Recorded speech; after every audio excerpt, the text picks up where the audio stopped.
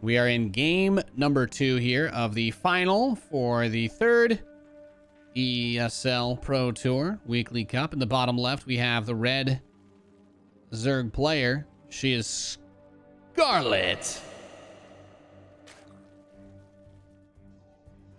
She's facing off against the blue Protoss player in the northeast. He is Parting.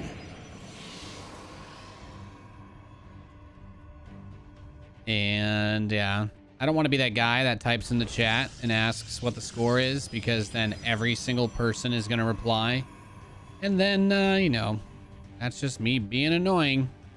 So I'm going to try and verify the score as soon as I possibly can, because I'm just trying not to be a jerk.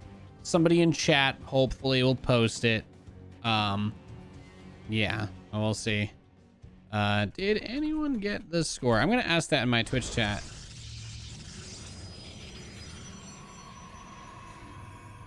Is this really happening? Oh my God, is he going to cannon rush the south part? Oh, okay, well, you know what? Great game to start off with then for this, for me at least. Absolutely fantastic. Nice, nice. Okay, so Parting's going to do some weird, crazy proxy. Apparently, Scarlett won game 1, so thank you, Twitch chat, for hooking it up. I don't want to be that guy that asks the score in the frickin' chat and make all the other casters reply to me and interrupt all of their streams. So shout out to you guys. Parting's gonna steal a gas. Scarlett's opening up with a pretty quick ling speed. A late hatchery, I think smart. And does she even know what's going on? Oh my God. Okay, the lings are gonna start to see it. Okay, well, is it too late already? One probe on the low ground. Cybercore is done, so he can start a robotics facility. He can start a robotics facility at the bottom here. Yep, there we go.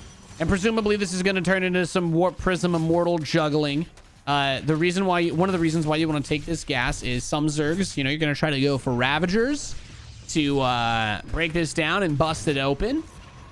But in this particular scenario, it is quite nice to be able to set yourself up in such a fashion as that you can deny that gas, which makes getting the Ravagers a bit harder. The Baneling Nest I find fascinating. Is he going to try and Baneling bust the Robo? Excuse me, is she going to try to Baneling bust the Robo? I keep thinking about everything from Parting's perspective. Mostly because I'm very biased for Protoss, as everybody knows. I'm a huge Protoss fanboy. Is her goal to get this pylon down before... Parting's getting an observer first, too. That I find fascinating. So Parting is going to try and get the observer first, and then the immortal, I guess? Does Scarlett have enough Banelings to crack this? Okay, Banes are going to try and hit this little spot between one cannon down. Almost kills that pylon. Good target fire to repair that one with the shield battery. Because really, you just want to make sure to keep that Robo alive. The probe did drop another pylon over here, which is nice. The immortal is going to be able to finish, though.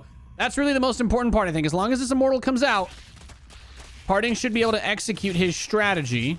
Can you guys believe that assimilators used to have 1,000 health? Isn't that crazy? All right, Big Daddy Immortal is out. This definitely didn't go the way that Parting was hoping, but I digress. He's been able to make something of it. He can still do the Immortal Warp Prism juggling, so to speak. I don't think Scarlett would try to Baneling bust this. It would be epic to watch her try, though. That's one of the reasons why only having one gas hurts, because she could not take that that base. Now we do have the Warp Prism and the Immortal, so Parting. The hard part about this, especially since the couple of those buildings were already destroyed, there's no shield batteries to try and repair or regenerate anything with. Parting's trying to target fire down the Banelings with the Immortal so that everything can work together to try and stop this, but there is just so much here. Oh, Parting going up the cliff. Gets one queen, and the Lings are not actually here, so if all the queens die, then it's going to be quite easy for Parting to continue to do the Warp Prism juggle. He gets the Immortal out right before she kills the pylon powering it. Okay, well, Scarlett has no anti-air, and Parting says, I'm just going to slowly inch my way forward. I am going to kill your queen. There is really nothing you can do about that. Because killing the anti-air is the most important part, because then the Prism can just juggle forever. The Immortals are going to regenerate their shields. The Immortals are ranged units. They have 1 armor. All of these things make them pretty solid against All of these things make them pretty solid here. And look at this. Another probe is coming. Parting wants to try and rebuild this. Oh my god. Nice save on the probe. And the cool thing is, yeah, exactly. He can turn the prism into phasing mode, start these buildings, and then turn the prism back into normal mode. So Parting is doubling down on this. He is committing.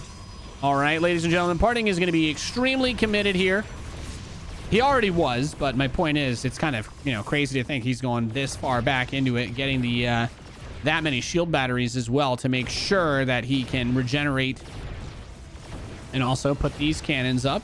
Very nicely done, because Scarlett kind of stuck on still one base economy. 23 drones is enough to saturate one base. Banelis are going to try to come in from the back and get rid of the shield batteries, though, and I do love this. He saves the probe, but she does kill both of the building cannons. Wow, the way that Parting saved that probe was actually so cash money, because if that probe dies, he can't really rebuild the rest of the structures and resources here, which is quite difficult. But gets another queen kill. That's the most important. The queens are what have that most firepower. Bring the immortals back, then the shield batteries can get to work. Of course, you got to make sure that your shield batteries themselves don't die. Shield batteries will automatically heal units and photon cannons, but they will not automatically heal anything else. Parting's just gonna right click on the spawning pool, and I love it.